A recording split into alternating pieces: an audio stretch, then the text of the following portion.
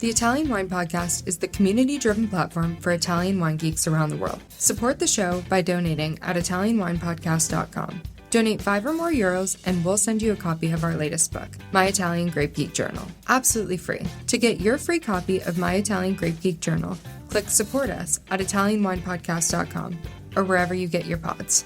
Grazie mille.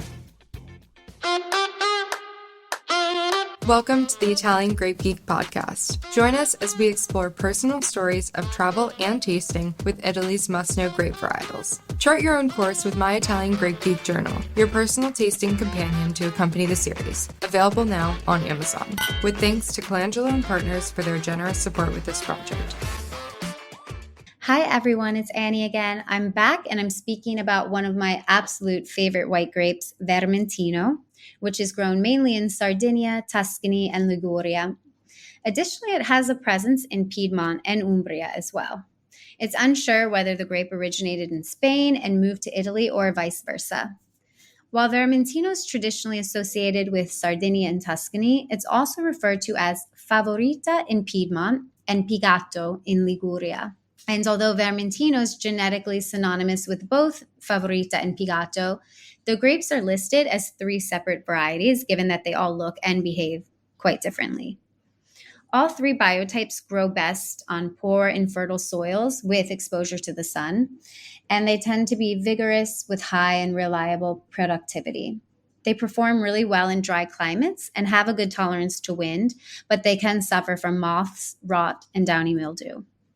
Inside the glass, Vermentino shines pale lemon in color.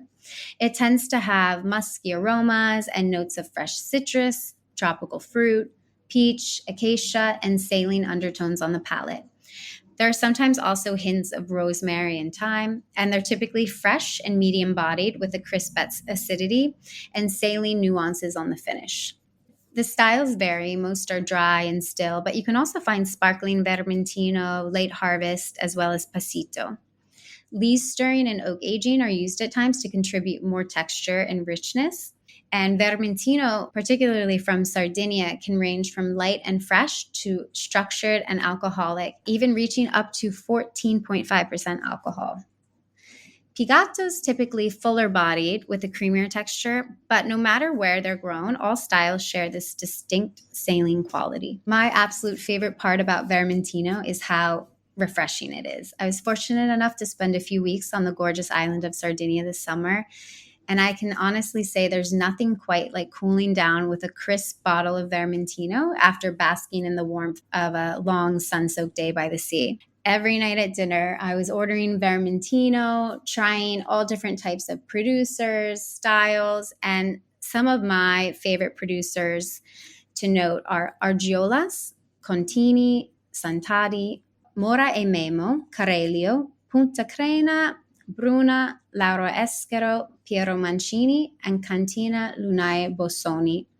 I personally love drinking Vermentino alongside a big bowl of spaghetti alle vongole e botarga, which is pasta with clams topped with salted cure fish roe. But the wine also pairs really well with other seafood dishes like the fresh catch of the day, oysters, mussels, fish crudo, as well as pasta with pesto, fresh cheeses, and citrus salads. The great part about Vermentino is how accessible it is. I guarantee any wine shop you walk into will have it. And again, the wine shop that I live near called Enoteca Bernabe in Rome, the Trastevere neighborhood, has a really amazing selection of Vermentino. So if you ever find yourself in the neighborhood and want to bring over a bottle, I'll definitely cook you my favorite meal, spaghetti alle vongole, to pair with it. I'm truly enamored with Vermentino, not just because of its signature zesty, salty flavor, but what really captivates me about the grape is its adaptability to warm climates and its resilience against certain vineyard pests. So this in turn makes Vermentino an ideal candidate for sustainable viticultural practices, which nowadays is really important in today's wine culture. And knowing that many of the Vermentinos I savored this summer while I was on the island of Sardinia just made me enjoy the wines even more, knowing that most of them adhered to these sustainable practices. Another interesting fact about the grape is while, it originates in the Mediterranean, it's really gained popularity across the globe. I remember when I was living in Australia and California, I had the opportunity to taste Vermentino wines that they were producing. And while in my opinion, they couldn't quite compare to those of Sardinia, Tuscany, Liguria, it was still really fun and interesting to taste new expressions of the grape.